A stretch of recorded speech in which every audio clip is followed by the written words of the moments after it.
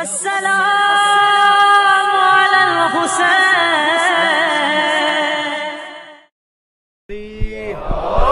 حیدری حسینیت یزیدیت اہل بیت علیہم السلام تے دشمنات لعنت محمد وآل محمد اللهم صل على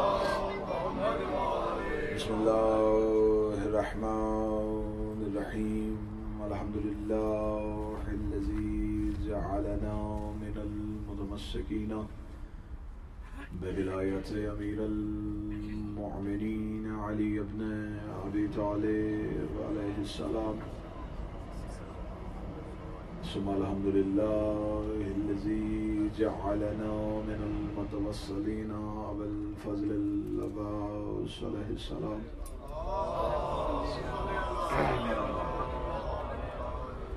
ثم الحمد لله الذي جعلنا من المنتظرين صاحب العصر والزمان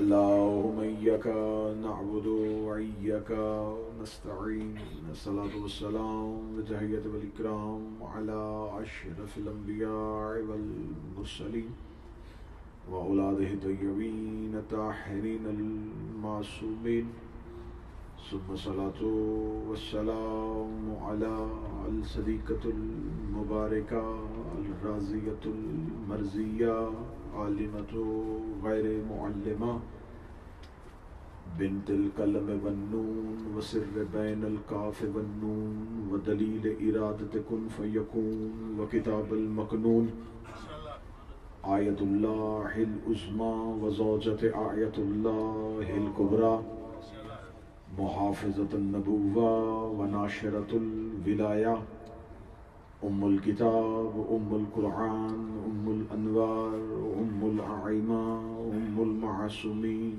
أم العلوم أم الهدى أم الحسن أم الحسين أم المحسن وأم أبيها السيدة فاطمة الزهراء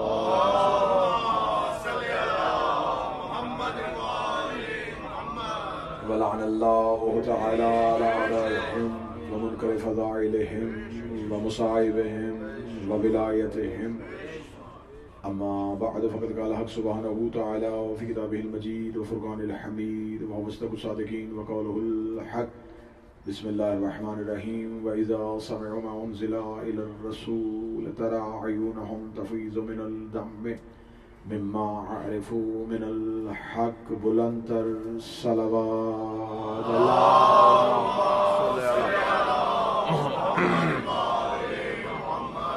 مالکان ذکر بندگان ذکر کا وارثان ذکر کی بارگاہ میں پیش ہونا قبول فرمائے. اس ذکر کے حقیقی وارث ہماری اس بیٹھنے کو اپنی عبادت میں شمار فرمائے, بہتر سے بہتر اجر عطا فرمائے. منتظمین, حاضرین اور سامعین کو خوشنودی سیدہ نصیب فرمائے. میرے مالک میرے وارث کے ظہور میں تعجیل فرمائے. ہمارا شمار آقا کے ناصرین میں سے فرمائے. ہمیں مولا کی معرفت نصیب فرمائے. دعاؤں کی قبولیت کے لیے بآواز بلند سماعت کریں. اللہم صلی محمد. میں دوبارہ پھر گزارش کروں گا جن احباب کے قریب جگہ خالی ہے تھوڑا اگر آگے آئیں تو بعد میں آنے والے صاحبان کو باہر رکنا نہیں پڑے گا, وہ اندر صف ادا میں آ جائے.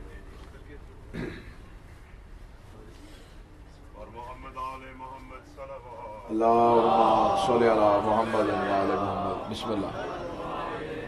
اجازت ہے ذکر شروع کیا جا سکے. مسلسل مجالس بالکل ممبر کی تاریخ کی اور روایتی انداز سے ہٹ کے ایک مخصوص انداز میں عرفان اور محبت کے عنوان سے یہ موضوعات آپ کے سامنے پڑھے جا رہے ہیں. خدا چاہتا ہے انسان عبادت کرے لیکن معرفت کے بغیر نہ کرے. وہ خدا چاہتا ہے کہ مجھے جھکو لیکن جھکنے سے پہلے ان کی معرفت رکھو جنہوں نے میری پہچان کروائی ہے۔ میں آج مسلسل اس چوتھی مجلس میں آپ کے سامنے بار بار گزارش کر رہا ہوں کہ عبادت تب تک عبادت ہے جب تک ان کی معرفت ہے، ورنہ 80 سال 100 سال کی عبادت تو بہت چھوٹی چیز ہے۔ 6.5 لاکھ سال عبادت کی تھی اور بغیر معرفت کے، اور خدا نے لمحے میں لانتی بنا دیا تھا۔ خدا نے جس کی عبادت ضائع کی تھی، خدا جانتا تھا کہ اس نے سجدے سے انکار بھی کرنا ہے، خدا کو خبر بھی تھی، اس نے پھر بھی جنات سے اٹھا کے ملائکہ میں بٹھایا، ملائکہ سے لا کے پہلی صف میں کھڑا کر دیا، کیونکہ خدا جانتا تھا کہ آج میں نے اس کی عبادت کو حجت کے سامنے کھڑا کر کے قیامت تک کے لیے دنیا کو بتانا ہے کہ جب کوئی عبادت پہ تکبر کر کے حجت کے سامنے آ جائے تو جو حال ابلیس کی عبادت کا ہوا تھا وہی اس عبادت گزار کا ہوگا اگر وہ اپنی عبادت کا تکبر حجت کے سامنے لایا۔ دیکھیے، اللہ نے یہ پہلا گنہگار تھا جسے موقع پہ سزا ملی ہے۔ نہیں، آپ نے غور نہیں فرمایا صاحب۔ اب پھر دوبارہ خدا نے ہر ایک سے کہا ہے کہ میں غفار الذنوب ہوں، میں ستار العیوب ہوں، تم گناہ کرتے ہو، میں تیری توبہ کا انتظار کروں گا، تمہیں ندامت ہو جائے گی، میں معاف کر دوں گا، تم پھر گناہ کرو گے، میں پھر معاف کر دوں گا۔ خدا نے ہر ایک کو معافی کی گنجائش دی ہے، لیکن خدا نے ابلیس کے لیے لمحہ بھی ضائع نہیں کیا۔ خدا نے کہا فَخْرُجْ لَعْنَتُ إِلَىٰ يَوْمِ الدِّينِ، ابھی کا ابھی نکل، تجھ پہ اب لعنت ہو گئی ہے۔ میرے مالک، تو نے فیصلہ کرنے میں جلدی کر دی ہے۔ جس نے جنات سے ملائکہ کی صف میں آ گیا تھا، ہو سکتا ہے اسے غلطی کا احساس ہو جائے، یہ تھوڑے عرصے بعد نادم اور شرمندہ ہو جائے، آدم کا بھی سجدہ کر دے، تجھے بھی سجدہ کر دے۔ خدا نے کہا آج ہے پہلی خلافت، آج ہے حجت کا آغاز، جو اصول آج بنے گا یہ اصول قیامت تک چلے گا۔ اگر آج پہلی حجت کے منکر کو معاف کر دیتا تو کل بڑے بڑے حجت کے منکر یہ کہہ کے عبادت کے ٹوکرے اٹھا کے میرے دروازے پہ آ جانے تھے۔ حجت بھی پہلی ہے، منکر بھی پہلا ہے، حجت بھی پہلی ہے، انکار کرنے والا بھی پہلا ہے۔ میں اس کی 6.5 لاکھ سال کی عبادت لعنت کے توق میں بدل کے اس کے گلے میں ڈال کے دنیا کو بتا رہا ہوں، جب میں صفی اللہ کا منکر برداشت نہیں کرتا تو علی ولی اللہ کے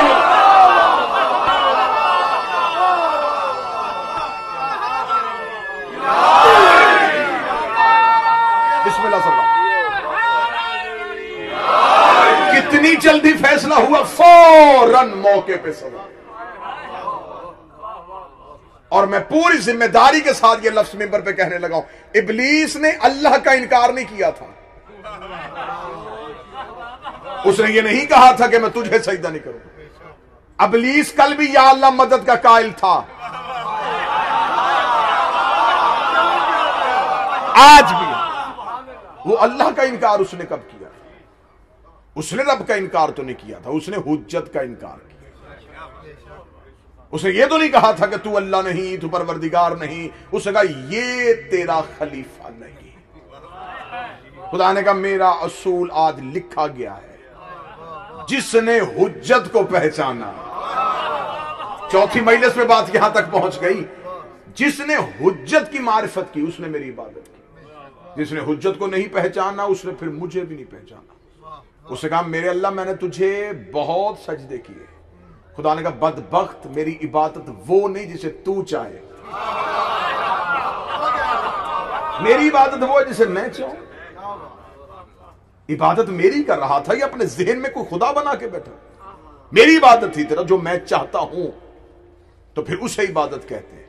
میری چاہت کا نام عبادت ہے۔ اگر میں کہہ رہا ہوں اسے جھک تو یہ عبادت ہے، یہ میری چاہت ہے۔ تو سجدہ نہیں کرے گا؟ اس نے کہا میں سجدہ نہیں کروں گا۔ خدا نے کہا نکل جا۔ اس نے کہا اگر مجھے نکال رہا ہے تو پھر میں ایسے تو نہیں جاؤں گا، تو عادل ہے، تو نے تو کہا ہے کہ میں عدل کروں گا، تو پھر میں نے تیری اتنی جو عبادت کی ہے قبول نہیں کی کچھ قیمت دے دے. خدا نے کہا کیا قیمت لینا چاہتا ہے؟ اس نے کہا مجھے طاقت دے دے اور مہلت دے دے. یہ میرے سجدوں کی قیمت. تو راضی نہیں ہوا کوئی مسئلہ نہیں, طاقت اور مہلت دے دے. خدا نے کہا کون سی طاقت چاہیے؟ اس نے کہا جہاں چاہوں وہاں پہنچوں. یہ پہلی طاقت مجھے دے. دوسری, مجھے موت کا ڈر نہ ہو. مجھے یہ نہ ہو کہ مجھے ابھی موت آ جائے گی, ابھی موت. مجھے وقت معلوم تک. قرآن میں لفظ قیامت کا نہیں آیا, وقت معلوم کا آیا. وقت معلوم تک مجھے مہلت دے دے, مجھے موت نہیں آئے گی, میرے سر سے یہ خطرہ ٹال دے کہ مجھے مرنا ہے, اور طاقت دے دے. خدا نے کہا طاقت بھی دی, مہلت بھی دی. صرف اتنا بتا کرنا کیا چاہتا ہے. اس کا جس کے سجدے کے انکار سے مجھے لانتی بنایا, میں اس کی اولاد کو گمراہ کروں. قرآن یہاں ممبر پہ لے آؤ, قرآن سے ابھی کا ابھی فیصلہ کرتے ہیں. اس نے یہ نہیں کہا کہ میں بندوں کو تجھے نہیں ماننے دوں گا. اس نے یہ نہیں کہا کہ میں لوگوں کو اللہ کو رب نہیں کہنے دوں گا. اس نے یہ نہیں کہا کہ میں لوگوں کو تیری نماز نہیں پڑھنے دوں گا, میں لوگوں کو تیرا روزہ نہیں رکھنے دوں گا. قرآن میں اس کا جو چیلنج ہے, اس نے کہا میں صراط مستقیم پہ رکوں گا, میں اس کی نسل کو صراط مستقیم سے ہٹاؤں گا, گمراہ اسے کروں گا جو اس کی اولاد ہو.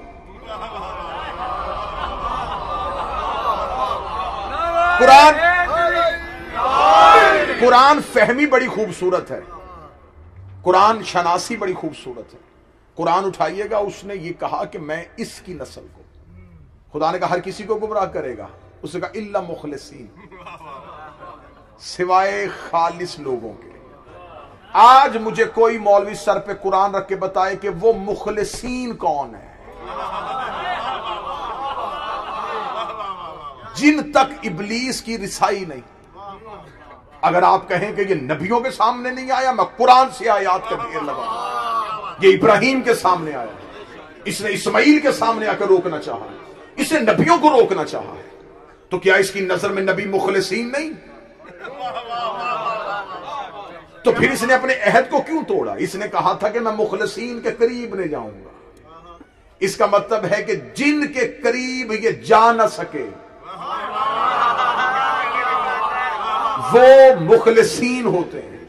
اب یہاں میں ماتمی میرے سامنے بیٹھے, عام مجمع ہوتا, میں اس میں 10-12 منٹ تمہید کرتا, لوگوں کے ذہن مزید نرم کرتا تاکہ یہ عقیدے کا بیج برداشت کر سکے. آپ کے ذہن بنے ہوئے ہیں, میں بغیر کسی ہیل و حجت کے پہلا نتیجہ دینے لگا ہوں. آل محمد نسل آدم نہیں, اصل آدم ہے. میں نے پہلے کہا تھا کہ اس میں چاہتا تو میں 10-15 منٹ کی بحث کر سکتا تھا.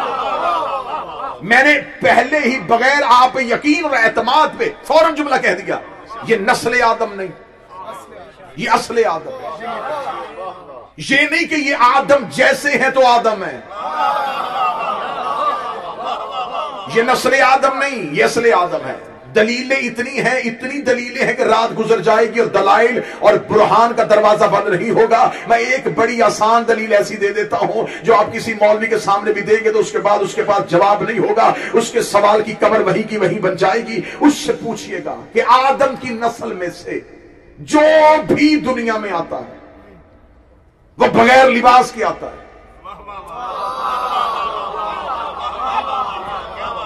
کیونکہ اللہ نے جب آدم کو جنت سے نکالا لباس چھین لیا, فرمایا آدم یہ لباس چھوڑ, کیونکہ تو مکین جنت ہے, مالک جنت نہیں.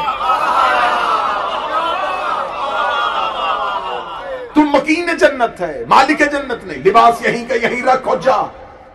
آدم بغیر لباس کے زمین پہ اترا, تو جب باپ بغیر لباس کے آیا, اب اولاد قیامت تک جو بھی آئے گی, جو بھی, اب اس جو بھی میں جو بھی ہے, اب اس کا کرائیٹیریا میں مجھ سے نہ پوچھئے گا کہ کون کون اس جو بھی میں ہے. جو بھی آئے گا وہ بغیر لباس کے آئے گا. جو نسل آدم ہے وہ بغیر لباس کے آئے گا. میں قرآن ممبر پہ رکھتا ہوں اور علم عباس پہ ہاتھ رکھتا ہوں. آل محمد کے گھر میں سے کوئی ایک بھی بغیر لباس کے نہیں آتا. یہ لباس سمیت آتے ہیں. اگر مولوی کہے دلیل کیا ہے تو اس سے کہنا انہوں نے دنیا میں آتے پہلا کام کیا کیا تھا؟ وہ کہتا سجدہ کیا تھا. اس سے کہتا بدبخت سجدہ تو بغیر لباس کے ہوتا ہی نہیں.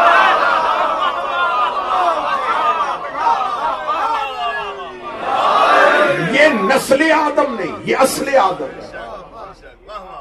علی مولا کا خطبہ موجود ہے، فرمایا انا ابن الادم انا ابو الادم.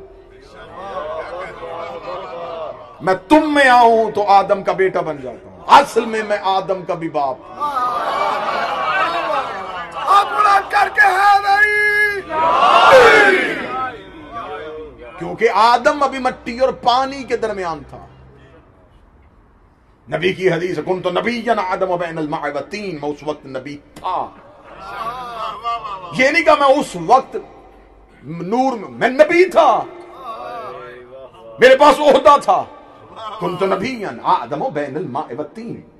جب یہ مٹی اور پانی کے درمیان تھا میں نبی تھا. کوفے کے منبر پہ منبر ابیض پہ بیٹھ کے میرے شہنشالی نے سینے پہ ہاتھ رکھا کنت ولیا آدم و بین الماء والطین. میں اس وقت بھی ولی تھا جب آدم مٹی اور پانی کے درمیان تھا.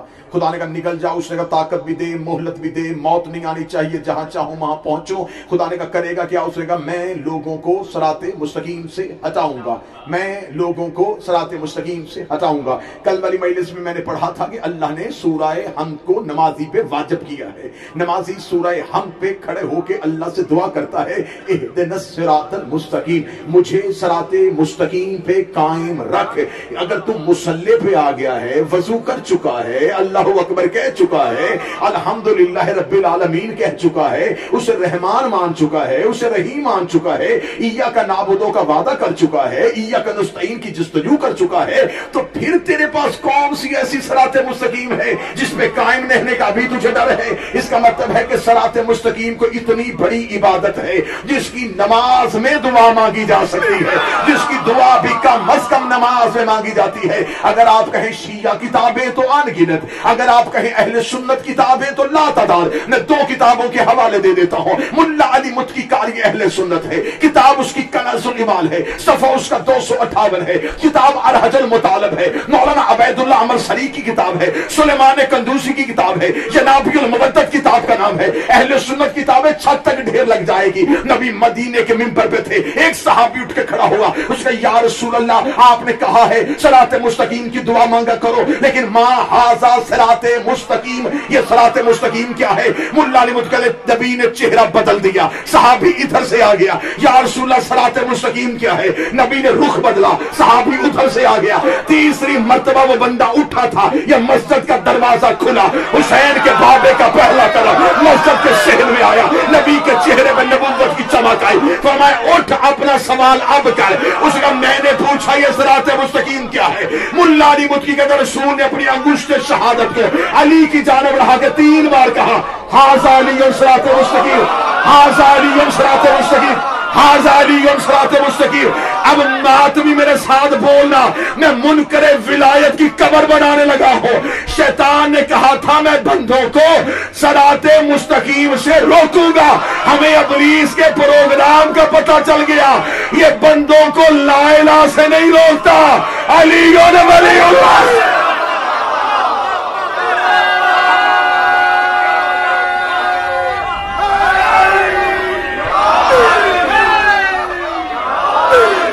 یہ روکتا ہی علی ولی اللہ.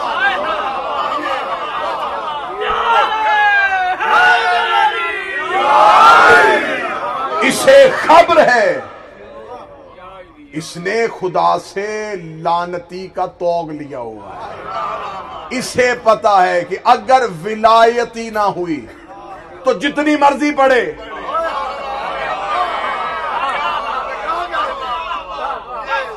یہ چھوٹے چھوٹے بٹن آف نہیں کرتا، یہ مین سوئچ آف کر دیتا.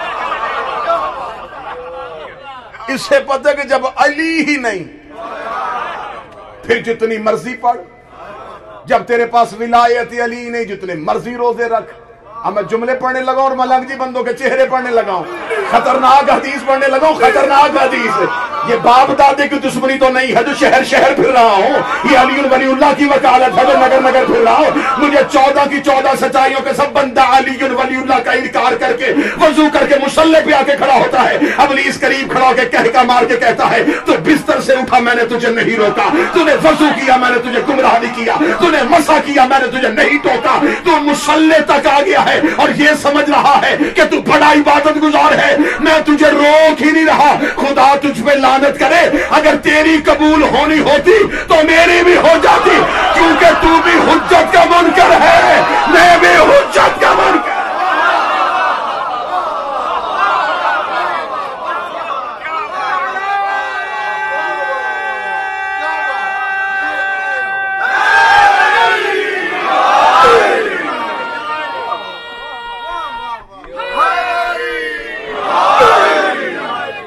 تو بھی وہ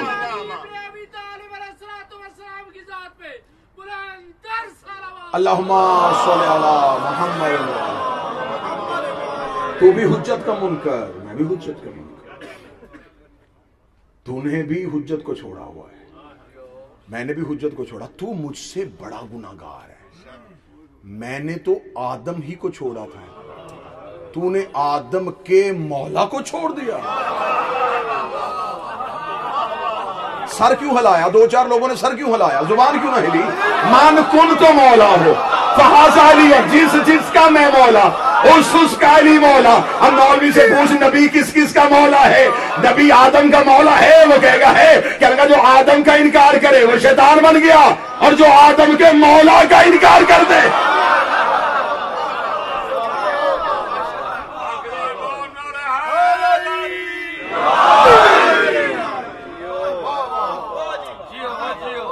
اس نے عبادتوں سے روکتا ہے, اس لیے کہ اس کو پتا ہے کہ اگر معرفت ہے میں روکوں گا. ہمارے دادا استاد قبلہ مرحوم مبلغ اعظم اسماعیل اعلی مقام ہو, بزرگوں کو بھی بہتر پتا ہے, نوجوان ماتمی بہت بہتر جانتے ہیں. کریا گھر گھر نگر نگر جنہوں نے علی کی ولایت منوائی. ایک جگہ پہ آگے ایک شیعہ ہی مولوی نے کہا مولانا اسماعیل اللہ نے تجھے لہجہ دیا ہے, قوم تجھے سننے کے لیے آتی ہے, ذرا تبلیغ کی باتیں بھی کیا کرو. مولانا اسماعیل نے پہلا بڑا خوبصورت جواب دیا, انہوں نے کہا میں ہوں بارڈر کا سپاہی, میں ہوں مذہب کی نظریاتی سرحدوں کا محافظ, میرا کام ہے نظریات کا تحفظ کرنا, میں باہر سے بندے اندر پھینکوں گا. ان کی نمازیں ٹھیک کروانا تمہاری ذمہ داری ہے. میں نے کہا مولانا اسماعیل تجھے مجمع اتنا سننے کے لیے آتا ہے, ہم ممبر پہ بیٹھتے ہیں لوگ چلے جاتے ہیں, اگر تیری تقریر لوگ سنتے ہیں تو بہتر نہیں ہے کہ تو یہ اتنا علی علی علی علی علی علی علی کے فضائل پڑھی جا رہا ہے. یہ شیعہ قوم تو نمازوں کے قریب نہیں آ رہی. مولانا اسماعیل بڑی فلبدی طبیعت کے مالک تھے, بزرگ بیٹھے ہوئے. مولانا اسماعیل نے کہا کہ میں ایک رات سویا ہوا تھا تو مجھے خواب میں ابلیس ملا. میں نے اس سے کہا, میں نے کہا بدبخت کیا قصور ہے میری قوم کا, تو دشمن کو روکتا نہیں, انہیں پڑھنے نہیں دیتا, ان کی مسجدوں میں رش کم نہیں ہو رہا, ہماری میں صفحے پوری نہیں ہو رہی, تو یہ ظلم کیوں کر رہا ہے؟ اس نے کہا مولانا اسماعیل پڑھا لکھا بندہ ہو کے اعتراض کیوں کر رہا ہے؟ انہی کو روکوں گا جن کی قبول ہونی ہے, میں روکتا ہی ہوں. رسالت امام مدینے کے ممبر پہ آیت کی تفسیر بیان کر رہے تھے کہ خدا کہتا ہے کہ میں قیامت والے دن سیئات کو حسنات میں بدل دوں گا, گناہوں کو نیکیوں میں بدل دوں گا. اللہ کا قرآن میں وعدہ ہے, گناہ نیکیوں میں تبدیل ہے. سامنے سے ایک شخص اٹھا, اس نے کہا مولا, ابو عمیر اس کا نام تھا, اس نے کہا یا رسول اللہ حسنات کیا ہیں؟ فرمایا نیکیاں. سیئات کیا ہیں؟ فرمایا گناہ. کہنے لگا مولا نیکیاں بھی لکھوائیں گناہ بھی لکھوائیں. جلدی سے اس نے کاغذ قلم اٹھایا, اس کے ذہن میں تھا رسول کہیں گے نماز نیکی ہے, جھوٹ گناہ ہے, روزہ نیکی ہے, شراب گناہ ہے. وہ حسنات اور سیئات لکھنا چاہتے ہیں. رسالت میں آپ کہنے لگے کیوں کاغذ قلم اٹھائیے؟ کہنے لگا مولا نیکیاں لکھنے لگا ہوں اور گناہ لکھنے لگا. مولا فرمایا میں تجھے ایک ہی نیکی لکھاؤں گا, اور ایک ہی, میں حدیث رسول پڑھ رہا ہوں, حدیث رسول, ایک ہی گناہ لکھواؤں گا. اسے کہا ایک نیکی ہے اور ایک گناہ ہے. فرمایا میں تجھے وہ نیکی لکھاؤں جس کی وجہ سے نیکیاں نیکی ہیں, میں تجھے وہ گناہ لکھواؤں جس کی وجہ سے گناہ گناہ ہے. اسے کہا مولا وہ کون سی ہے؟ فرمایا حب علی سے بڑی نیکی کوئی نہیں ہے, بغض علی سے بڑا گناہ کوئی نہیں. اس سے اگلی حدیث سننا, حدیث 5ویں شہنشاہ کی. میرے مولا نے فرمایا اگر دل میں ہماری بغض رکھ کے کوئی مصلی پہ کھڑا ہو اور خضوع و خشوع کے ساتھ عبادت کرے, جو کرامن کاتبین جو فرشتے اللہ نے مقرر کیے, جو نماز پڑھتا ہے ہمارے بغض میں, وہ نماز ختم کرتا ہے فرشتے اعمال میں لکھتے ہیں جھوٹ.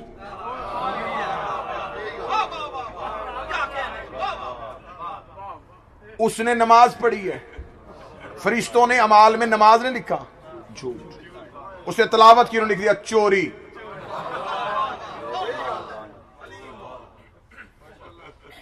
جب 5ویں شہنشاہ نے حدیث کہی تو شخص نے اٹھ کے کہا, اس نے کہا مولا عبادت اللہ کی تھی, آپ سے محبت نہیں ہوئی لیکن اللہ کی عبادت تو کر رہا تھا.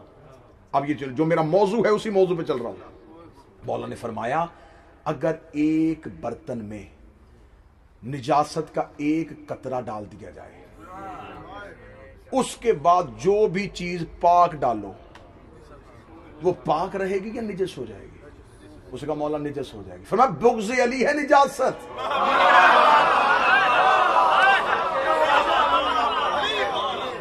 اگر یہ دل میں رکھ کے قرآن بھی پڑھو تو فائدہ نہیں. اگر بغض علی رکھ کے نماز پڑھی تو دوہرا گناہ ہے. ایک تو علی کے بغض کا گناہ اور ایک نماز کی حیثیت کو کم کیا. ہوئے ہوئے ہوئے بغض علی کے ساتھ نماز پڑھی, کیونکہ ایک بندہ نماز نہیں پڑھتا اس کا گناہ اور ہے, اور ایک جان بوجھ کے بغیر وضو کے پڑھے اس کا گناہ اور ہے. کہ اگر تو نے پڑھنی نہیں تھی وہ تو اور بات تھی, اور اگر پڑھی بھی تو توہین کر کے پڑھی. دل میں علی کا بغض ہو نماز پڑھو تو نماز کی بھی توہین ہے. اس سے بھی اگلی حدیث پڑھتا ہوں. مولا فرماتے ہیں بندہ مصلی پہ ہمارے بغض کے ساتھ نماز پڑھے, جو ہی مصلی پہ کھڑا ہوتا ہے تو خدا نے کائنات کی ہر چیز کو زبان عطا کی ہے. معصوم فرماتے ہیں وہ جتنی دیر عبادت کرتا ہے مصلی نمازی پہ لعنت کرتا ہے. یہ مشکل دور میں میرے بادشاہ نے حدیث پڑھی تھی, دور بڑا مشکل تھا, سامنے بیٹھے ہوئے بندے بڑے شک کرنے والے لوگ تھے. انہوں نے کہا یا ابن رسول اللہ نماز پڑھنے والوں پہ لعنت کروا دی, ایسا کیسے ہو سکتا ہے؟ امام نے اسی موقع پہ فوراً قرآن کی آیت پڑھ دی, فویل للمصلین الذین هم عن صلاتهم ساہون. خدا قرآن میں کہتا لعنت ہو ان نمازیوں پہ جو نماز بھی پڑھ رہے تھے حقیقت کا انکار بھی کر رہے تھے.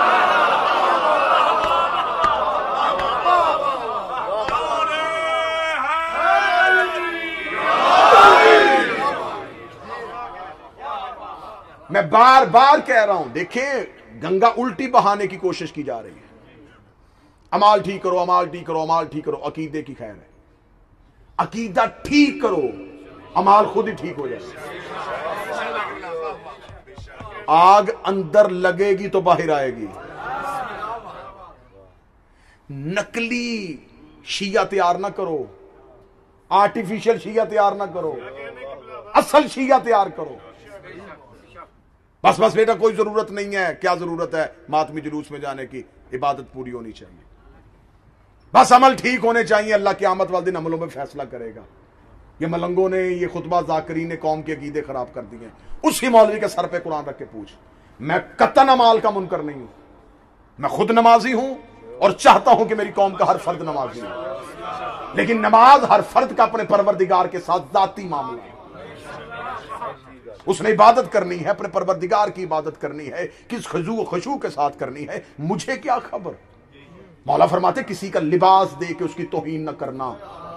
میلے کچھ اہل لباس میں بڑے بڑے عارف بھی بیٹھے ہوتے ہیں. ہائے ہائے ہائے ہائے.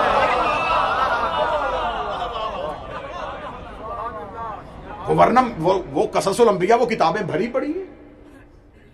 جب حضرت موسیٰ نے اپنے دور میں کہا تھا کہ پروردگار میری قوم تیرے دیدار کی بڑی مشتاق ہے، یہ چاہتے ہیں کہ تیرا دیدار ہو، تو انہیں نظر کیسے آئے گا؟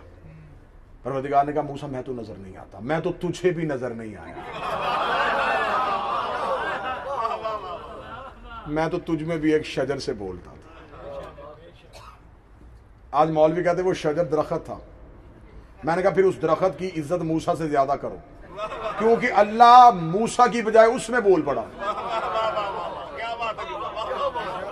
پڑھے لکھے صاحبان بیٹھے ہیں کہ ایک شجر ہے ایک نبی ہے، تو اگر اللہ نے معاذ اللہ حلول کرنا ہی تھا، کسی نہ کسی چیز میں آ کے بولنا ہی تھا، تو شجر سے بہتر تھا نبی میں بول لیتا۔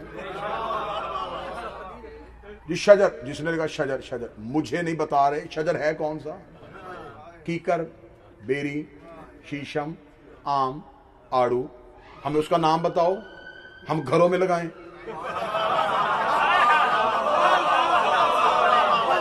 کہ یہ ہے وہ باعزت شجر، باقی کسی درخت سے، اس شجر سے بولا ہم اس کے پتے توڑ کے مریضوں کو کھلائیں، گھروں میں تبرک کے طور پہ لگائیں، یہ ہے وہ عزت والا شجر۔ نام بتایا نہیں، شجر سے بولا، شجر سے بولا، شجر سے بولا۔ میں بھی 8-9 سال مدرسوں میں رہا ہوں، میں بھی مدرسے میں یہی کہتا تھا شجر سے بولا۔ 2009 میں پہلی دفعہ کربلا گیا، نجف میں امیر المومنین کی دہلیز پہ سر رکھا، علی نے ترس کر دیا، میں نے مولا کی زرری پہ سر رکھا، اور جب زیارت کی کتاب اٹھا کے میں زیارت پڑھ رہا تھا تو شرائط بھائی زیارت پڑھتے پڑھتے جملہ آ گیا، السلام علیکہ یا شجرۃ النداء، اے بولنے والے شجر، تجھ پہ میرا سلام۔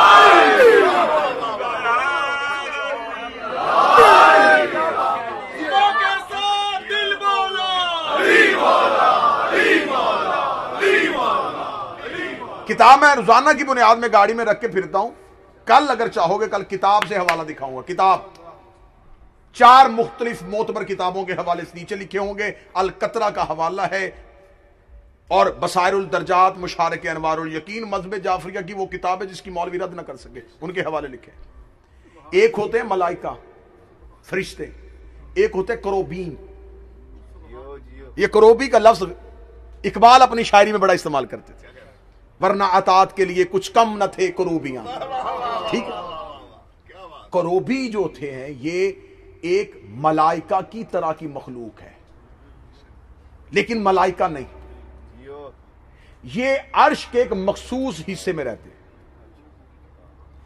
میرے چھٹے شہنشاہ سے کسی بندے نے پوچھا مولا کروبین کون ہے؟ مولا فرمایا یہ عرش پہ رہنے والے ہمارے شیعہ ہیں۔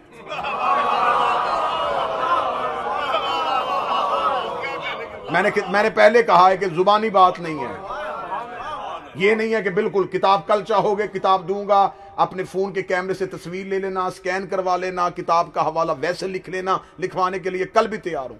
مولانا نے فرمایا یہ کروبین عرش میں رہنے والے وہ انوار ہیں، وہ نوری مخلوق ہیں جو ملائکہ میں سے نہیں، لیکن ہمارے شیعہ ہیں۔ جب اللہ نے انوار کے سامنے ہماری ولایت کو پیش کیا تھا، انہوں نے سب سے پہلے قبول کیا تھا۔ اللہ نے عرش کا ایک حصہ مخصوص کیا ہے، یہ وہاں رہتے ہیں۔ اس کا مولا کوئی نشانی، مولا نے فرمایا اتنے حسین ہیں، اگر ایک کروبی چہرے سے نقاب اٹھا کے آسمان کا دریچہ کھول کے زمین پہ دیکھے، زمین پہ رہنے والی مخلوق اس کے حسن کی تاب لائے بغیر مر جائے۔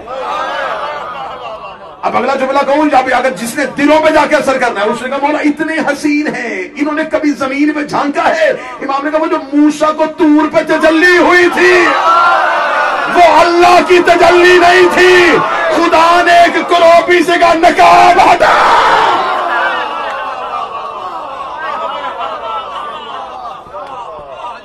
جسے آج تک تجلی پروردگار سمجھ رہے ہو، میرا شہنشاہ کہہ رہا وہ علی کے شیعہ کی تجلی تھی، علی کی نہیں، وہ ایک کروبی کی تجلی تھی جس سے طور سرما ہو گیا، موسیٰ بے ہوش ہو گیا۔ ایک شخص نے دیکھیں، میں بار بار ہر مجلس میں کہہ رہا ہوں، ہم عقیدے میں بلند ہونے کی کوشش کرتے ہیں، لیکن میں تو یہی کہوں گا کہ کہیں نہ کہیں جا کے ہم بھی بہت پیچھے، میں ٹھیک کہہ رہا ہوں، بشمول اپنے. ہمیں تو ابھی ان کی دہلیز کے بیٹھے ہوئے دروازے کے باہر کمبر کی معرفت نہیں ہے. ماتمی بیٹھے تھے تو میں نے تھوڑا سا کہا کہ کیونکہ ماتمی ناراض جلدی ہو جاتے ہیں تو میں نے کمبر کہا، کلندر کی معرفت نہیں ہے.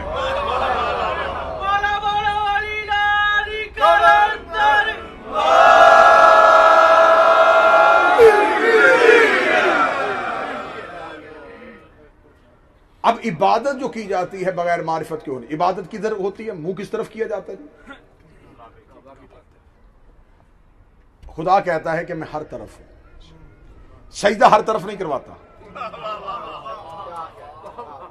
وہ قرآن میں کہہ رہا مشرق بھی میری ہے، مغرب بھی میری ہے، تم جدھر دیکھو گے تمہیں اللہ کا چہرہ نظر آئے گا.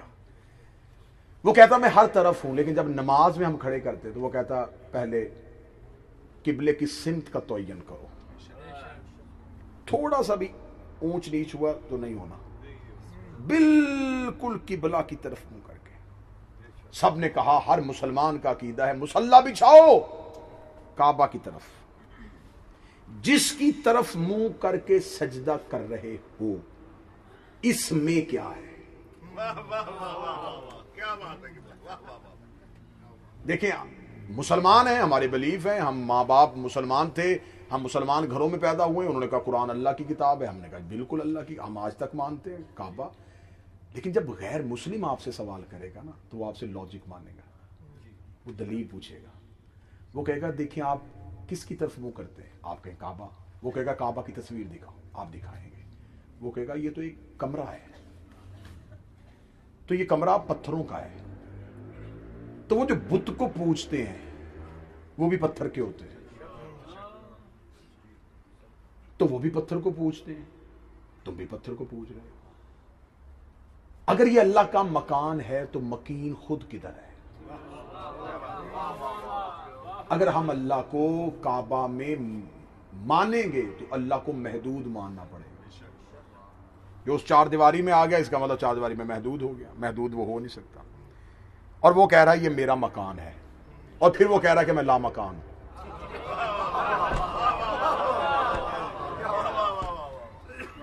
بڑی عجیب گورکھ دھندا ہے جی. وہ کہہ رہا ہے کہ یہ مکان میرا ہے لیکن میں لا مکان ہوں. کتاب کا حوالہ نوٹ کر لیجئے گا، معصوم کا فرمان ہے، حدیث معصوم ہے. کیونکہ چند لمحوں کے لیے آپ مجھے داد دے دیں گے، میرے دل کی تسلی ہو جائے گی، لیکن کبھی نہ کبھی تو کسی نہ کسی شہنشاہ کے سامنے اٹھنا ہے، وہاں جواب دے میں ہوں. آپ تو یہ کہہ دیں گے کہ ایک ذاکر سمجھ کے اس نے جو پڑھا ہم نے مانا. میں کوئی اپنی ذاتی رائے مجمع میں تسلط کرنے کا عادی نہیں. معصوم کا فرمان حدیث آپ تک نقل کریں. معصوم فرماتے اگر کوئی نمازی رخ بقبلہ ہو اور اس کے ذہن میں یہ ہو کہ میں کعبے کی طرف منہ کر کے سجدہ کر رہا ہوں، سمجھو کہ اس نے بت پرستی کی.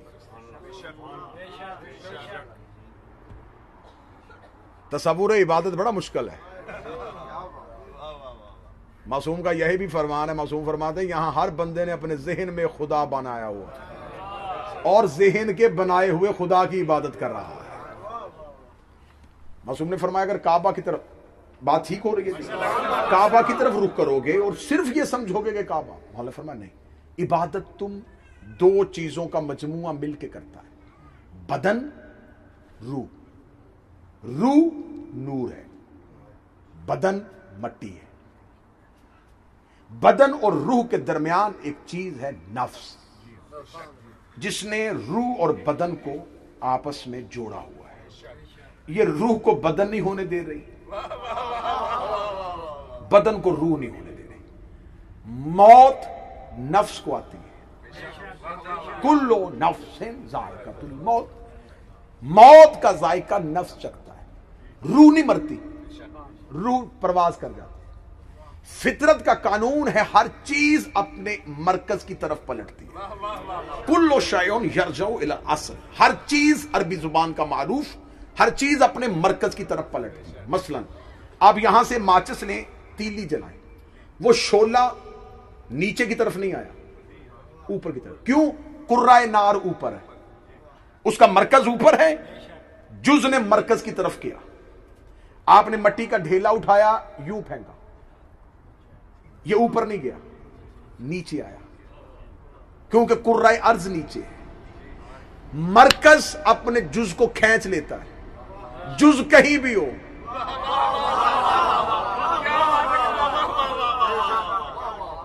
बहुत आपकी इतनी ही मेहरबानी है जो आप इतना सुन रहे हैं।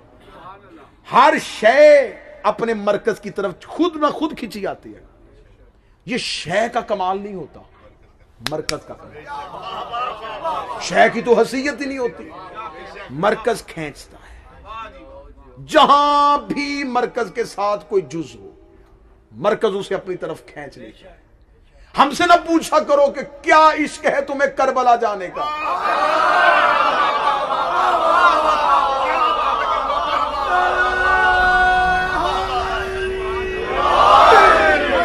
करबला हुसैन के अज़ादार का मरकज है। बंदे मीटिंग्स कैंसिल कर देते हैं, यार थका हुआ हूं, आज नहीं मिल सकेंगे। मजलिस कैंसिल नहीं होती, थक के भी आए तो फिर भी चल पड़े कदम। तुम नहीं आ रहे, मरकज तुम्हें खींच। हर चीज अपने मरकज की तरफ पलटती है, हर चीज अपने असल की तरफ जाती है। जो जिधर से होगा वो उधर जाएगा। इसलिए जब इंसान मरता है, बदन मट्टी है, वो मट्टी में गया, रूह नूर है, वो ऊपर गई, मौत नफ्स को आ गई। हर चीज अपने मरकज की तरफ पलटती है। मासूम फरमाते जब तुम इबादत करते हो, इबादत बदन नहीं करता, रूह करती है। बदन उठता बैठता है। ये रकतें बनाना, उठना बैठना, रुकू, क़याम, सजूद, ये जिस्म का काम है, क्योंकि रूह कैफियत में नहीं है। रूह एक लतीफ चीज है, उठना बैठना बदन का काम है। बड़ी फलसफे की बहस आ गई है, और अब बिल्कुल मुझे तन्हा ना कीजिएगा। रूह उठती बैठती नहीं, बदन उठता बैठता है। मौला फरमाते जब इबादत दो चीजें कर रही है ना, तो जरूरी है कानून फितरत के मुताबिक जिसकी तरफ मुंह करके सजदा हो रहा है उधर भी दो चीजें हो।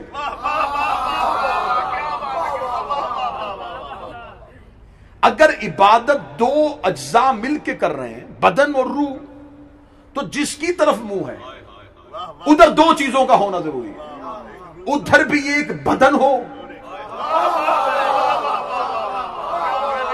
एक रूह। जब तुम इबादत करो, बदन बदन को झुके, रूह रूह को झुके। बदन मट्टी है, काबे की दीवारें मट्टी की हैं। रूह नूर है, काबे में कोई ऐसा नूर है।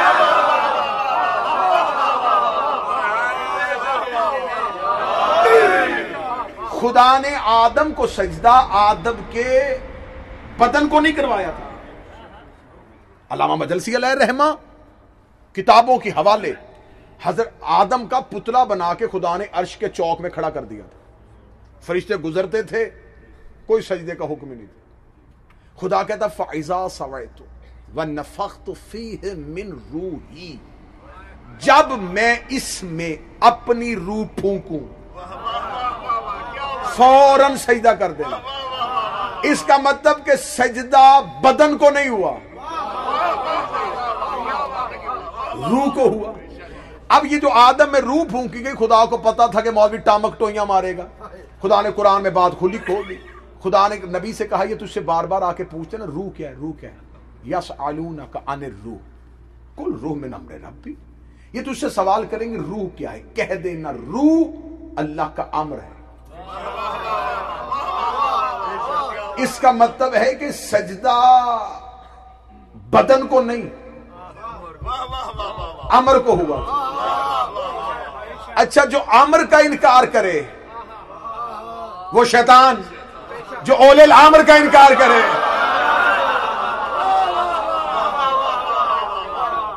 सजदा बदन को नहीं, सजदा रूह को हुआ था। आदम का पुतला था, सजदा नहीं था। सजदा तब हुआ जब आदम में रूह आई। میں اس بات کو خطابت کے اگر گھن گھرج کے ساتھ لے کے آتا نا تو پیچھے سے بات کو گھماتا، کلیجے کا زور دیتا، ہاتھ پاؤں مارتا، پھر آپ بولتے، لیکن جتنے ذہن آپ کے بن چکے ہیں یہی پہ جملہ دھیمے لہجے میں بھی قبول ہو جائے گا۔ اللہ نے آدم کا پتلا تھا، سجدہ نہیں کروایا، سجدہ تب کروایا جب آدم میں روح پھونکی، سجدہ تب کروایا جب آدم میں روح پھونکی۔ آدم کا پتلا تھا، سجدہ نہیں تھا، سجدہ تب ہوا جب روح ہوئی۔ کعبہ بھی دیواروں میں تھا، اللہ نے سجدہ نہیں کروایا، سجدہ تب ہوا جب تیرا نے جب کعبے میں علی کی روح۔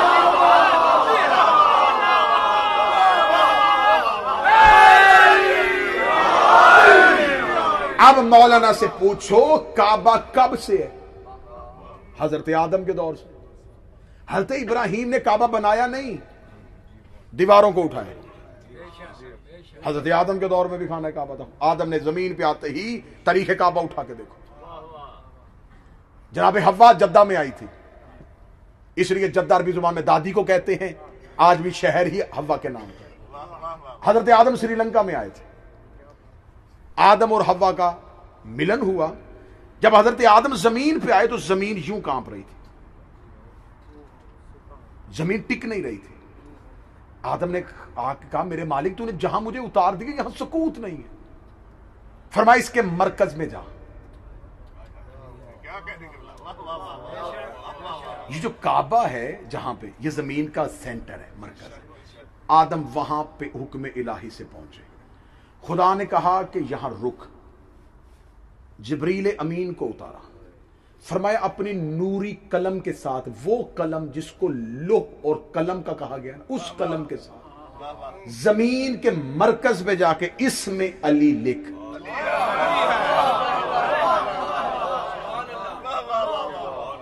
اس میں علی آیا، زمین پہ سکوت آیا۔ فرمایا اب جہاں علی لکھا ہے نا، جگہ خالی نہ چھوڑنا، اس کے گرد ایک لائنیں بنا۔ حضرت آدم نے وہاں پر اپنا پہلا خیمہ لگایا۔ نوح کے دور میں طوفان ہر جگہ پہ آیا تھا، یہاں نہیں آیا تھا، یہاں سے طواف کر کے گزرتا تھا۔ جب حضرت ابراہیم کا دور آیا تو خدا نے کہا ابراہیم اب یہاں دیواریں کھڑی کر، دیوار کھڑی کر کے ایک گھر بنا۔ ابراہیم کے دور میں باقاعدہ کعبہ دیواروں کی صورت میں بن گیا تھا، سجدہ نہیں ہوا،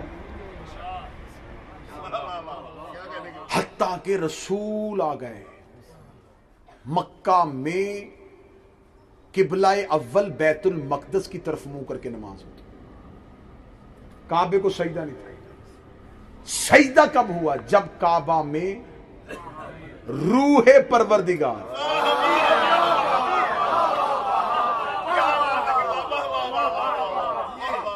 روح پروردگار۔ اب یہ جو زمین پہ کعبہ ہے، اب اس سے بھی اگلی حدیث معرفت کی آپ ہی کا حق بنتا ہے، آپ کو دینے لگا۔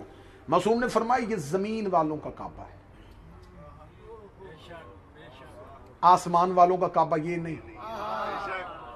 کبھی سنا ہو کہ حج کے دنوں میں فرشتے اتر رہے ہیں جی، کیونکہ اللہ کے گھر کا حج کرنا ہے، تو پھر وہ عرش پہ رہنے والی مخلوق کس کا طواف کرتی ہے؟ مولا فرماتے جیسے زمین پہ یہ بیت اللہ ہے نا، ایسے ہی عرش پہ چوتھے آسمان پہ ایک گھر ہے جسے بیت المعمور کہتے ہیں۔ یہ اینٹوں کا گھر ہے، وہ نور کا گھر ہے۔ یہ مٹی اور گارے سے بنا ہے، وہ نور سے بنا ہے۔ سائل نے کہا مولا وہاں کون رہتا ہے؟ بیت کہتے ہیں گھر کو۔ عربی زبان بڑی فصیح زبان ہے، عربی زبان میں بیت اس جگہ کو کہتے ہیں جس میں کوئی رہتا ہو،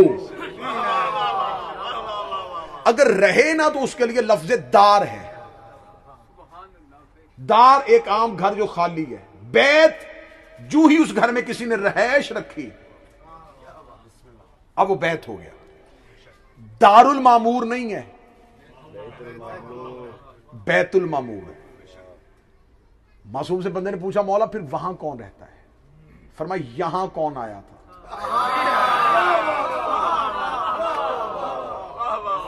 یہاں ہم بدن میں آئے تھے، جسے تقریر پوری منطق اور فلسفہ کے اعتبار سے بدن روح، بدن مٹی روح نور۔ فرمایا جب ہم جسموں میں نہیں تھے تب ہم نور میں تھے۔ جب ہم نور میں تھے تب ہم بیت المعمور میں تھے. یہاں بدن طواف کرتے ہیں, وہاں انوار طواف کرتے ہیں. جتنی آسمان کے ساتوں آسمانوں پہ رہنے والی مخلوقات ہے وہ تمام آ کے بیت المعمور کا طواف کرتے ہیں. یہاں بدن کا طواف کرتے ہیں, وہاں نور کا طواف کرتے ہیں. سائل نے ٹھنڈی سانس بھر کے کہا اچھا تو آپ وہاں رہتے ہیں. امام نے کروایا وہ بھی ہمارا گھر نہیں. اس سے آگے بات جانے لگی. اب پتہ نہیں اس اگلے سفر میں اکیلا جاؤں گا یا 2-4 یہاں سے ماضی میرے ساتھ چلے جائیں گے. فرمایا اس سے اوپر بھی ایک ہے. مولا وہ کیا؟ فرمایا عرش رحمان, یہ بیت اللہ, یہ بیت المعمور, یہ عرش رحمان, یہ بدن کا گھر, یہ نور کا گھر. اس کا وہاں کون رہتا ہے؟ فرمایا کس کی جرت ہے وہاں جائے؟ وہاں یا وہ رہتا ہے یا ہم رہتے ہیں. اس کا مولا وہاں کیا ہوتا ہے؟ فرمایا وہاں ہمارے انوار توحید کا طواف کرتے ہیں. بیت المعمور میں وہ نہیں اترا, ہم اترے تھے. بیت المعمور میں انوار ہمارا طواف کرتے ہیں. بیت اللہ میں جسم بدن کا طواف کرتے ہیں. اگلا جملہ ماتمیوں بھائی کا لے جانا. مولا نے فرمایا سنو اور عقیدے ٹھیک کرو. 13 رجب کو 16 رجب تک 3 رات علی کی ماں یہاں نہیں رکی تھی. جب بی بی کعبہ کے قریب آئی دیوار پھٹی. بی بی نے پہلا قدم بیت اللہ میں رکھا, دوسرا بیت المعمور میں رکھا. بی بی عرش رحمان پہ گئی, ادھر پردہ پھٹا, ادھر دیوار پھٹ گئے.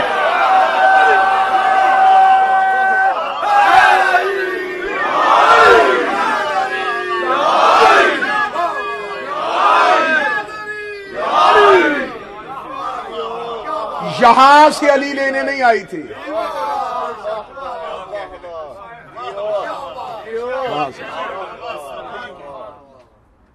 یہاں سے گزری تھی.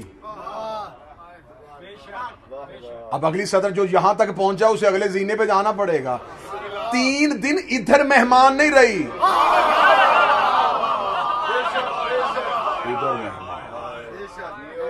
اچھا جو وہاں ایک لمحے کے لیے جائے تو اس کی معراج ہو جائے.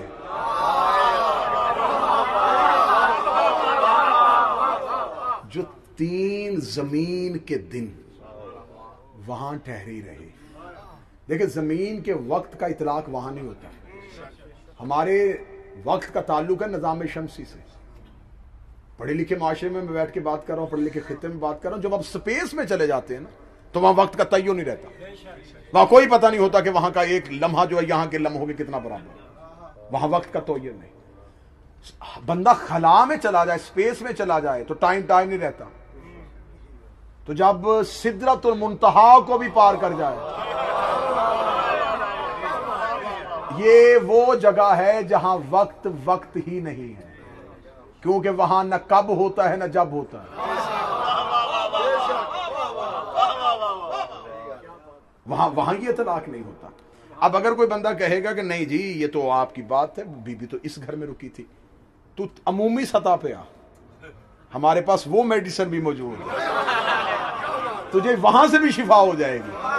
اچھا اللہ کے گھر میں رہی تھی, اللہ کے گھر میں اسی جگہ پہ رکنا, اس عقیدے پہ جا. یہ ہم ماتمیوں کا عقیدہ ہے, ہمارا ڈائلیٹ. تو اس عقیدے پہ نہ جا, یہاں مان. یہاں آئی تھی, یہ مولوی کی مجبوری ہے, یہ ماننا 3 دن یہاں رہی تھی, رک یہیں پہ. میں اللہ کا گھر, علی کا گھر ثابت کرتا ہوں.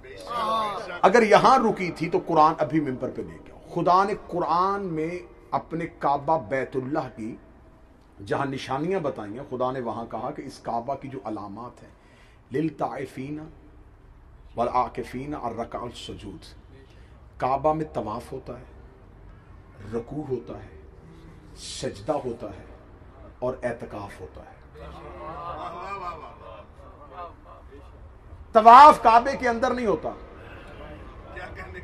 باہر ہوتا ہے. رکوع کعبے کے اندر نہیں, بولیں گے نا جی آپ میرے ساتھ, باہر. سجدہ کعبے کے اندر نہیں, اعتکاف باہر نہیں. اندر ہوتا ہے. قرآن میں آیت موجود ہے, روایت نہیں ہے کہ کوئی ذوف کہہ کے سند کا انکار کہہ کے ٹھکرا دے گا. آیت کھڑی ہے, آیت کہہ رہی ہے کہ کعبہ میں اعتکاف ہوتا ہے. مولانا مجھے بتا کعبہ میں اعتکاف کس نے کیا تھا؟ میں بزرگوں سے دعا لینے لگا. اعتکاف کا دورانیہ کم از کم 3 دن,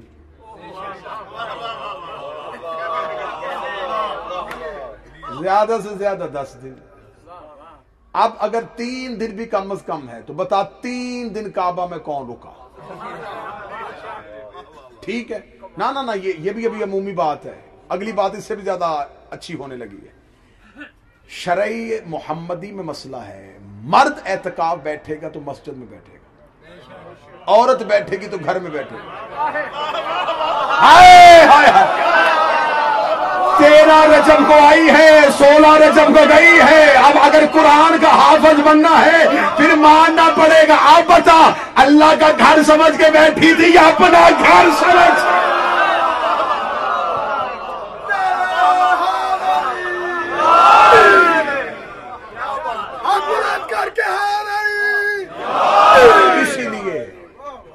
اس لیے اب ممبر سے اصلاح کی ضرورت ہے. اب عقیدے بہتر کرنے کی ضرورت ہے. آج تک یہی عقیدہ, یہی بات ممبر سے پڑھی جاتی. مولا علی کا گھر مسجد کے ساتھ تھا, مولا علی کا گھر مسجد کا ساتھ والا تھا. میں ممبر پہ جملہ ٹھیک کرنے لگا ہوں. علی کا گھر مسجد کے ساتھ نہیں تھا, مسجد علی کے گھر میں تھی.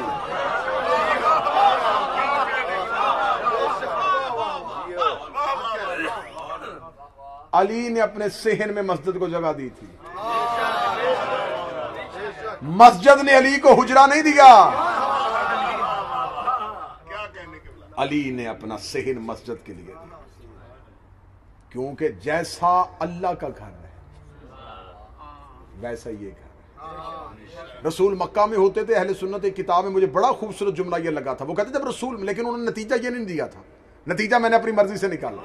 انہوں نے کہا جب رسول مکہ میں ہوتے تھے نا تو رسول کو اللہ کے گھر سے بڑا پیار تھا. جب رسول مکہ سے باہر جاتے تھے جانے سے پہلے بھی بیت اللہ میں آتے, اور جب سفر سے واپس آتے پہلے بیت اللہ میں آتے پھر اپنے گھر جاتے. یہ انہوں نے رسول کی کعبہ سے محبت لکھی تھی.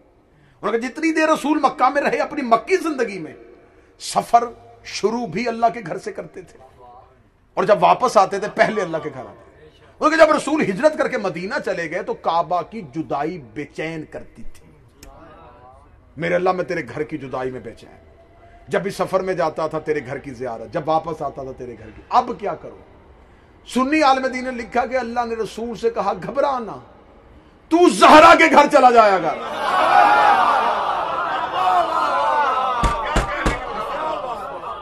اب رسول اہل سنت کتابوں میں سلیبس میں لکھا ہوا ہے, اسلامیہ دینیات میں پڑھایا جاتا ہے کہ رسول غزوات میں جانے سے پہلے بھی سیدہ کے گھر, واپس آتے تو پھر سیدہ کے دروازے. بیٹی کا گھر سمجھ کے نہیں,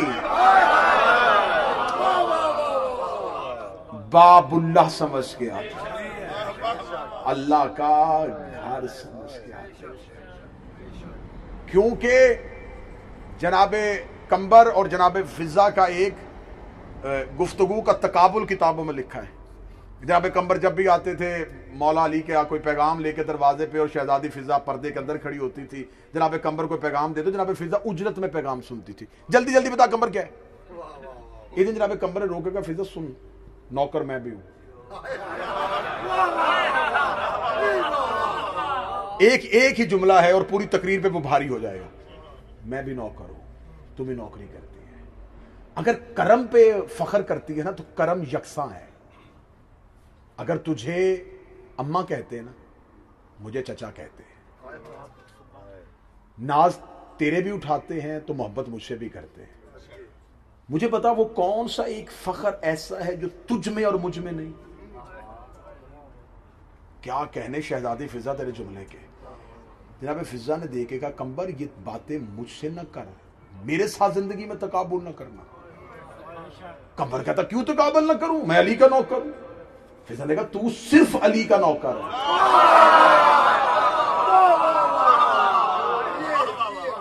میں اس چہرے کی کاریاں ہوں.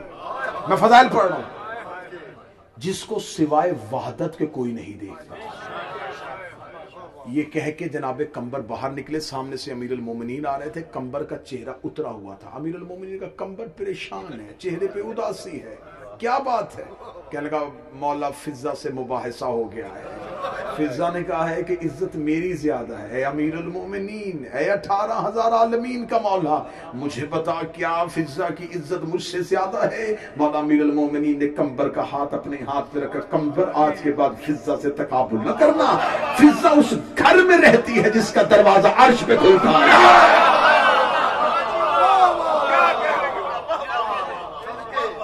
یہ سیدہ کا گھر نہیں, یہ توحید کی گلی ہے. اللہ جانے یہ لفظ کس نے سر سے گزار دیا. یہ گھر نہیں سیدہ کا, یہ توحید کی گلی ہے. ملائکہ وہاں سے اترتے ہیں سیدھے اس دروازے پہ, ادھر سے جاتے ہیں جہاں مسلسل انوار کا آنا جانا ہو. اسے کہتے ہیں دہلیز سیدہ. پوری رات سر رکھ کے لیٹا رہتا تھا سلمان اس دروازے. جھاڑو نہیں دیتا تھا, داڑھی نہیں پھیرتا تھا, رخسار رکھ دیتا تھا. پوری رات دہلیز پہ روتا رہتا. صحابہ نے کہا سلمان کیوں بطول کے دروازے پہ روتا؟ کہتا آنے جانے گزرنے والوں کو بتاتا ہوں اس دروازے کی عزت کیا ہے. جس دروازے پہ سلمان سر رکھتا تھا 40 لوگوں نے اس دروازے کو گھیرا دیا.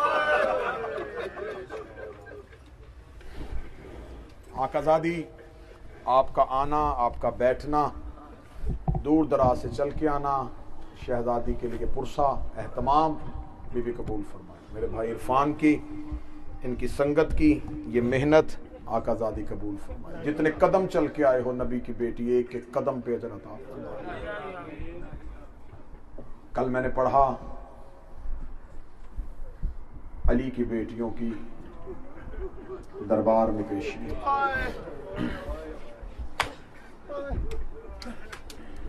کیونکہ بس کل کی ایک آخری رات ہے خمسہ کی. کل پڑھا جائے گا کربلا میں علی کی بیٹی کا چہرہ. آج میں پڑھتا ہوں سیدزادی کی رہائی. یہ ملعون تخت پہ بیٹھا تھا.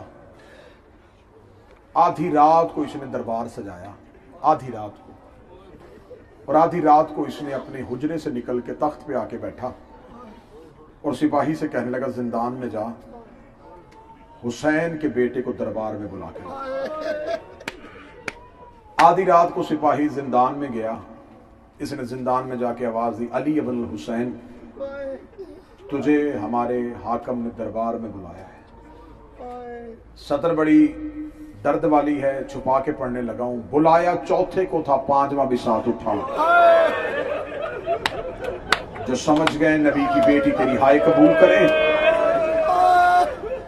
بلایا چوتھے کو تھا, پانچواں بھی اٹھ کے کھڑا ہوا. مجبوری کو اتنی بڑی تھی, چوتھے نے کمر سیدھی کی, پانچویں کا تلوے زمین سے اٹھا. رسی ایک تھی, حجتیں دو تھیں. دونوں باپ اور بیٹا آدھی رات کو اس کے دربار میں آئے. اس ملعون نے تخت پہ بیٹھ کے پہلا جملہ کہا. اس نے کہا حسین کا بیٹا, میں تیری قیدیں آزاد کرتا ہوں.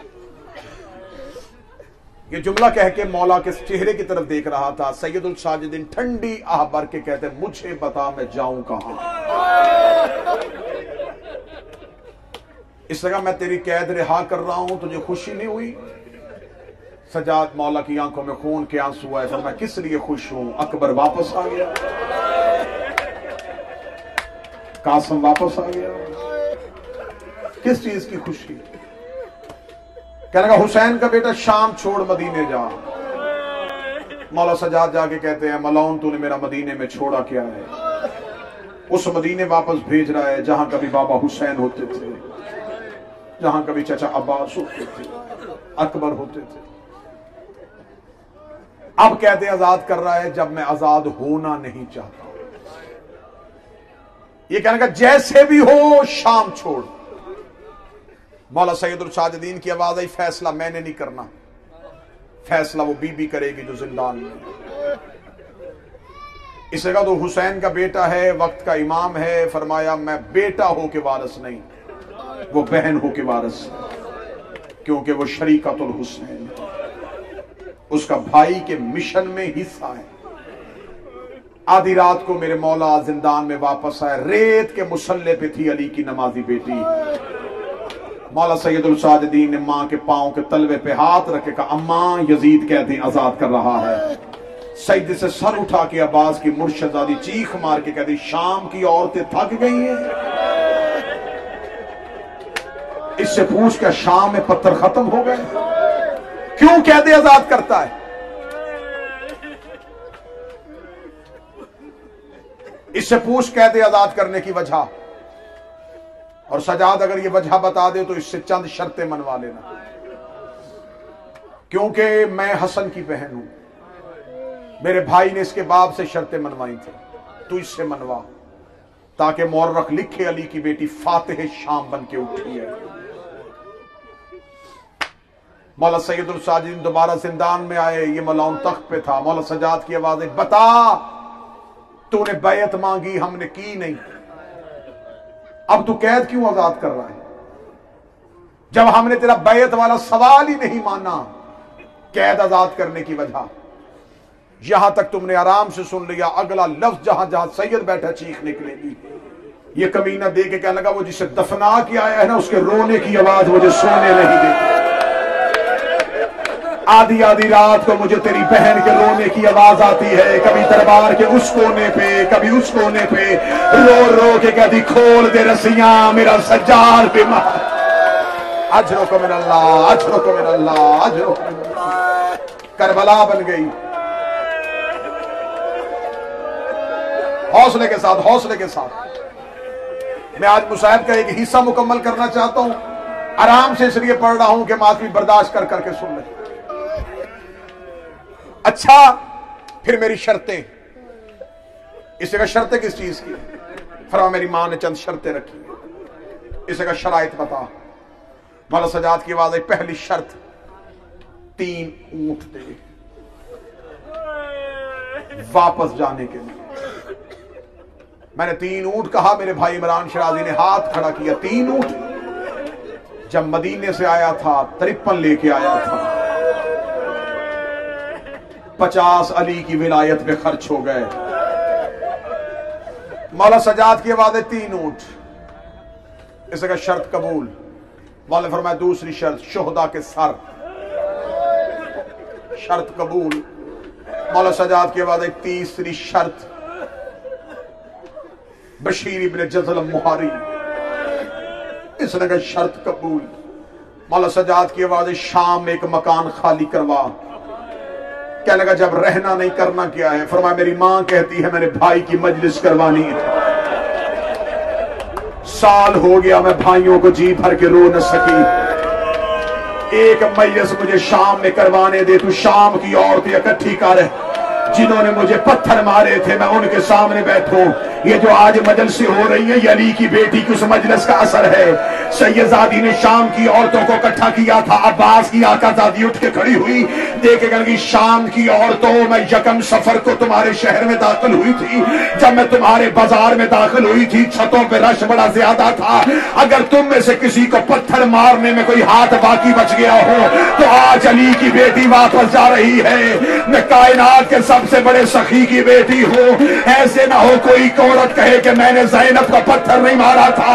جب شام کی عورتوں نے سر جھکا کے رونا شروع کیا، بی بی زینب کی آواز آئی رونا سر اٹھاؤ میں بتانے آئی ہوں میرا باغی نہیں میرا نمازی مارا.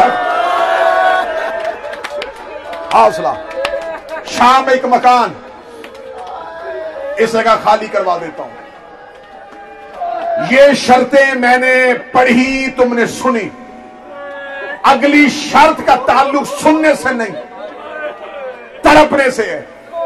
جس کے دل میں قبر حسین کی ہے وہ تڑپے گا. آخری شرط پڑھنے سے پہلے میرا غیرت کا پروردگار زمین پہ گر گیا. یہ ملعون تخت پہ کھڑا ہو کے گل گاؤ حسین کا سابر بیٹا میں نے تیری ہر شرط مان لی ہے، اب تیری آنکھوں میں لہو کی آنسو کیوں ہے؟ سجاد نے انگلی کا اشارہ کہا ایک شرط باقی ہے، اس کا وہ بھی بتا، میں وہ بھی پوری کروں گا۔ سجاد نے آنکھوں پہ ہاتھ رکھ کے کہا میری ماں کی چادر مجھے واپس کر، قرآن کے خلاف مجھے واپس کر، خیموں کا لوٹا ہوا مال مجھے واپس کر، اس کا نئی چادریں بنوا کے دے دیتا ہوں۔ سجاد کا وہی چادر واپس کر، میں سیدھا کربلا جاؤں گا، عباس کی قبر پہ چادر زینب کو رکھ کے کہوں گا اٹھ چاچا غازی، میں چادر بچا کے لے۔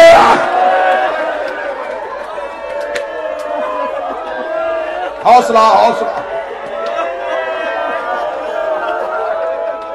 مجھے خیموں کا لوٹا ہوا مال واپس کر۔ جو اس ملاؤں نے جواب دیا وہ پڑھوں، جو ماتمی پوری رات رونا چاہتا ہے، یہ کمینہ حرامی ابن حرامی کہکا مار کے کہتا 36 ملکوں کی فوج نے لوٹا تھا زینب کا خیمہ، جس کے ہاتھ جو آیا وہ لے کے چلا گیا۔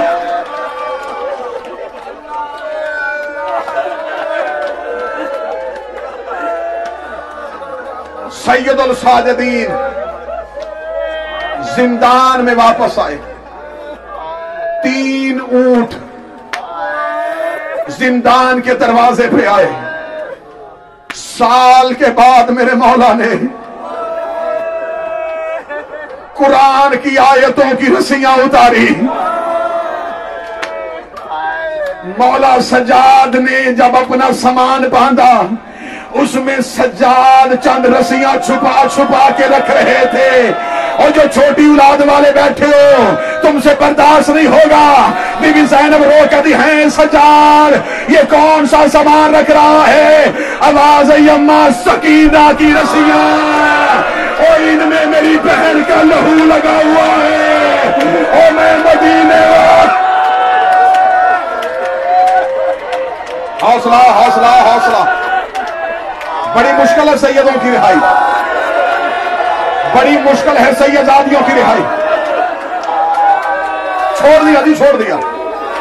1 یا 1.5 منٹ اور پڑھوں گا، 1 یا 1.5 منٹ اور پڑھوں گا۔ 3 اونٹ زندان کے دروازے پہ آئے، 3 اونٹ ہو کر زندان کے دروازے پہ آنا تھا۔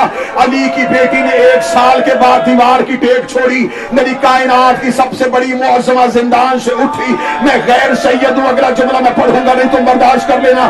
جہاں جہاں سے زینب گزرتی گئی نیچے سے زمین سرخ ہوتی گئی۔ بی بی چلتی چلتی اونٹ ہو کے قریب آئی، بی بی دیکھ دی ہیں سجاد ہم کہاں جا رہے ہیں؟ آواز اماں ہم واپس مدینے جا رہے ہیں۔ بی بی رو کہتی نا سجاد میں نے پہلے مدینے نہیں جانا، مجھ کے اس کی قبر پہ لے کے جا جو سفروں میں میرے ساتھ رہتی تھی، جو روز مجھ سے پوچھا کرتی تھی۔ ایک بار مجھے سکینہ کی قبر پہ لے جا، اور جو شام کے ظاہر ماتمی بیٹھے ہو۔ مولا سجاد 3 اونٹ لے کے قبرستان مسافرہ پہ آیا، سجاد کی بہن کی قبر پہ نظر پڑی، مولا سجاد نے اونٹوں کی رسی چھوڑی، مولا سجاد سکینہ کی قبر پہ گرے، رو کے جو سکینہ روز پوچھا کرتی تھی پرندے گھروں کو واپس جاتے ہیں، کبھی میں بھی مدینے جاؤں گی۔ اور سکینہ دیکھ میری رسیاں کھل گئی، دیکھ میری کڑیاں کھل گئی، آج سکینہ میں تجھے مدینے لے جاؤں۔ بی بی زینب کی آواز آئی کلثوم سجاد کو اٹھا لے، کئی بہن کی قبر پہ بھائی مر نہ جائے۔ ہر بی بی دوسرے کو اٹھاتی رہی، اب جس بندے نے اٹھ کے ماتم کرنا ہے سب سے آخر میں آئی علموں والے عباس کی زوجہ فضل کی ماں، رو کبھی سیدزادیوں میں تمہارے نوکر کا حرم ہوں، ایک بار پردہ کرو، مجھے سکینہ سے کوئی بات کرنی ہے۔ سیدزادیوں نے پردہ کیا، عباس کی زوجہ نے اپنے برقعے کے نیچے سے عباس کا کٹا ہوا سر نکالا، سکینہ کی قبر کے قدموں پہ رکھا، ہاتھ باندھ کے کھڑی ہو گئی، رو کبھی بی بی نوکر معافی مانگنے آیا ہے، پانی لینے گیا تھا، تیرا اصغر پیاسا مارا گیا۔ سکینہ کی قبر ہل گئی، آواز آئی سر اٹھا میں راضی، میرا کربلا کا غریب، میری مدینے والی زہرا، ماتم حسین۔